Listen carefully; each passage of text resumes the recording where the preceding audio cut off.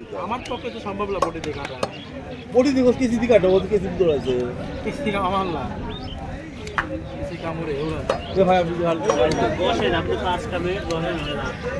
আপনার ওটা সময় লাগবে না, আরো ওই দুই হাতে কাটলেও 15-20 মিনিট লাগবে। ট্যাংরা মাছের তো ভাজা যাবে। ওরা বলে তাই বাইক দিয়ে কাটতে আমার। আমাকে দিয়ে দাও, তাহলে এখন দিয়ে দাও, বাইক দিয়ে কাটতে মনে দাও, কিলো টাকা দাও। কারণ আমার লোক আছে, আমার এক কাম তো 2 কাম লাভ নেই। তাহলে